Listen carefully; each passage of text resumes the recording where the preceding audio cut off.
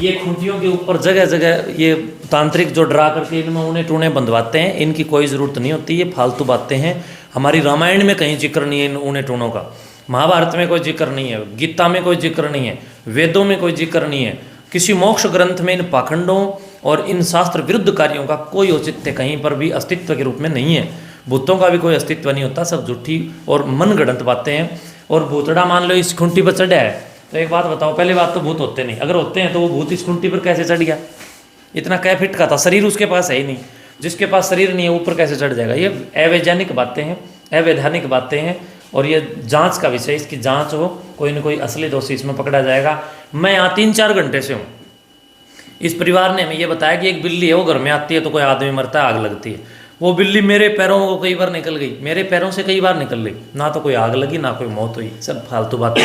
आज पुलिस ने काफ़ी हद तक जांच की है, और पुलिस जांच करके इस पूरी जांच को और आगे बढ़ा रही है। जल्द ही दोषी और इस पूरे सिस्टम के पीछे का मास्टरमाइंड और गुप्त रहस्य बाहर निकल के आएंगे। सभी दर्शकों इंतजार करो। मैं पहले ही कह चुका था, सब रासायनिक पदार्थों की आड़ लेकर आपको डराने का और आपकी जेबों पर डाका डालने का काम किया जा रहा है। घर में देखोगे ना आप, पूरे घर में मतलब खुटिया पर काले हुए मिलेंगे आपने। तो ये कुछ नहीं है, खूंटी पे भूत ने क्या मिला? बैंक वाली कॉपी में तो लगी नहीं आग।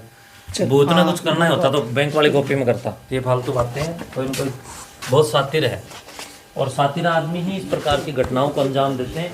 भूत बात के लिए घुसने कोई जगह नहीं, अगलों ने शीशे इतने लगा रखे हैं, भूत फंस नहीं गया। तो पर महाराज जी, मतलब इस पाखंड के पीछे पूरा परिवार तो बर्बाद हो गया। परिवार बर्बाद हो गया, इसमें कोई शक नहीं। जो दोषी इसमें पाया जाएगा, मैं तो यही कहूँगा कि उसको कड़ी से कड़ी सज़ा मिले, और लोगों को भी इसके लिए एक सीख मिले, एक प्रेरणा मिले कि अगर तुमने कोई इस प्रकार की गलती करी, सोडियम आदि का सहारा लिया या कोई जहर आदि दिलाने का या समाज को डराने का काम किया, तो इसके लिए खतरनाक सजाएं हैं।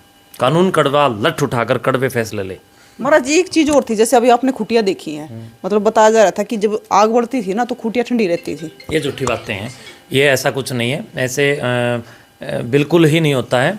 ये केवल और केवल कुछ बेचारे डरे सहमे परिवार हैं, तो डर जिस टाइम लगता है उस टाइम जल्दी से चोट लग जाए तो महसूस नहीं होती। ये एक साइकोलॉजिकल इफेक्ट है।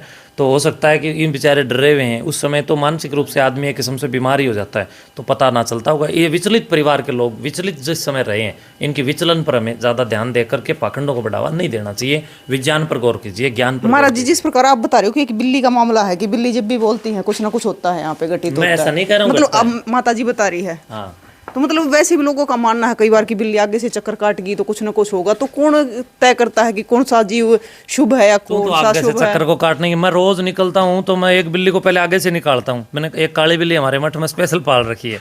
मैंने तो कह रखा है, हमारे एक लड़का है मेरा सहयोगी सेवक है, मैंने उससे कहा कि जब भी मैं निकलूँ वो बिल्ली जरूर आगे से निकाला कर। रोज़ निकलती है, मेरा तो कुछ नहीं होता।